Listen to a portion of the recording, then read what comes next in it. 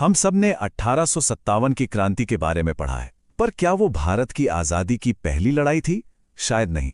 चलिए आज बात करते हैं सन्यासी विद्रोह की, एक ऐसी कहानी जो देशभक्ति और लूटपाट की धुंधली लकीर पर चलती है।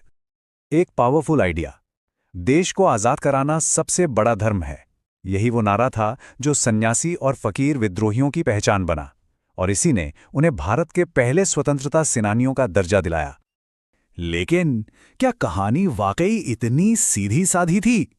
असल में जब हम इतिहास की परतें खोलते हैं तो एक बहुत ही उलझी हुई और कहीं ज्यादा दिलचस्प कहानी निकल कर आती है। तो इस विद्रोह की आग को समझने के लिए सबसे पहले हमें उस दौर के बंगाल को समझना होगा। वो जमीन जो एक बहुत बड़े संकट से गुजर रही थी। 1 करोड़, जरा इस नंबर को सोचिए। ये कोई छोटा मोटा आंकड़ा नहीं है। ये अंदाजा है उन लोगों का जिनकी मौत 1770 के बंगाल के भयानक अकाल में हुई थी। एक ऐसी तबाही जिसने पूरे समाज की नींव हिलाकर रख दी थी। अब देखिए हालात कैसे बदले। मुगलों के टाइम में अगर कोई किसान टैक्स नहीं दे पाता था तो वो कर्ज बन जाता था, मतलब उसे बाद में चुकाने का मौका मिलता था। लेकिन ईस्ट इंडिया कंपनी की पॉलिसी एकदम अलग। टैक्स नहीं चुकाया तो आपकी जमीन तुरंत नीलाम हो जाएगी, कोई दूसरा मौका नहीं। मतलब किसानों के लिए यह सीधी सीधी बर्बादी का रास्ता था। और अंग्रेजों का इस पर क्या कहना था? देखिए, उन्होंने इसे अपनी नीतियों का नतीजा तो माना ही नहीं। उनके लिए ये लोग कौन थे? बस कानून तोड़ने वाले डाकुओं का एक झुंड जो धर्म का बहाना बनाकर लूटपाट कर रहे थे। ये 1773 की ईस्ट इंडिया कंपनी काउंसिल की सोच थी। तो सवाल ये उठता है कि ये लोग थे कौन जिन्हें अंग्रेज डाकू कह रहे थे? और ये बात बहुत दिलचस्प है। ये विद्रोह सिर्फ कुछ साधुओं या फकीरों का नहीं था। इसमें देखिए 40% तो वो किसान थे जिनकी जमीनें छीन ली गई थीं। 25% मुगल सेना के वो सिपाही थे जिनकी नौकरी चली गई थी। 20% वो कारीगर थे जिनका काम धंधा चौपट हो गया था। और सिर्फ 15% धार्मिक तपस्वी थे।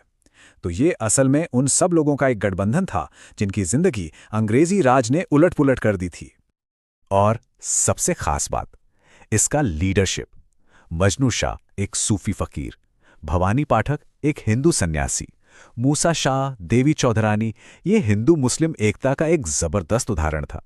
एक दुश्मन के खिलाफ सब एक साथ खड़े थे। तो यहीं से वो सबसे बड़ी बहस शुरू होती है जो आज तक चल रही है कि ये लोग देशभक्त थे या फिर लुटेरे। अगर हम इन्हें देशभक्त माने तो उसके पीछे ठोस वजह हैं। पहली बात, उन्होंने सीधे ईस्ट इंडिया कंपनी की फैक्ट्रियों और खजानों पर हमला किया। दूसरा, उन्हें गांव वालों का जबरदस्त सपोर्ट हासिल था। वो लोग अत्याचारी जमींदारों को भी निशाना बनाते थे। और कमाल की बात तो ये है कि कई बार तो कंपनी के अपने सिपाहियों ने उन पर गोली चलाने से इनकार कर दिया था। ये सब किसी आम लूटपाट की तरफ इशारा नहीं करता। और ये भी देखिए, विद्रोही नेता मजनू शाह का एक आदेश था कि आम जनता को बिल्कुल परेशान न किया जाए। अब सोचिए, क्या कोई लुटेरों का गैंग ऐसा कोई आदेश देगा? ये दिखाता है कि उनका मकसद कुछ और था, एक बड़ा मकसद। लेकिन दूसरी तरफ अंग्रेजों की नज़र में ये क्या थे? गवर्नर जनरल वॉरेन हेस्टिंग्स ने उन्हें हिंदुस्तान के जिप्सी कहा था, मतलब घुमंतू लुटेरों का झुंड। उनके लिए इससे ज्यादा कुछ नहीं। और यही कहानी में एक और मोड़ आता है। सच तो ये है कि ये सन्यासी और फकीर असल में प्रोफेशनल सोल्जर्स भी थे, भाड़े के सैनिक। इनका एक लंबा इतिहास था स्थानीय राजा महाराजाओं के लिए लड़ने का। कंपनी के आने से उनके इस काम पर, उनके आर्थिक हितों पर सीधी चोट पड़ रही थी। इसका एक बढ़िया उदाहरण है कूच बिहार का मामला। 1766 में सन्यासियों को एक स्थानीय रईस ने अपनी तरफ से लड़ने के लिए हायर किया। फिर 1772 में कंपनी ने कूच बिहार से संधि करके इन सन्यासियों को बाहर निकाल दिया। लेकिन कहानी खत्म नहीं हुई। 1787 में उन्हें फिर से भाड़े पर रखा गया महल पर हमला करने के लिए। आखिर में कंपनी की फौज ने उन्हें हराया। तो ये साफ दिखाता है कि वो पैसे लेकर किसी के लिए भी लड़ते थे। तो अब हमारे पास दो अलग अलग तस्वीरें हैं। एक तरफ वो विदेशी शासन के खिलाफ लड़ने वाले देशभक्त थे जिन्हें किसानों का साथ मिला। दूसरी तरफ वो अपने आर्थिक हितों के लिए लड़ने वाले भाड़े के सैनिक थे जो स्थानीय राजनीति में भी दखल देते थे। और सच कहूं तो दोनों ही तर्कों में दम है। अब सवाल यह है कि इतिहास की इतनी उलझी हुई कहानी एक सीधी साधी पावरफुल लेजेंड में कैसे बदल गई?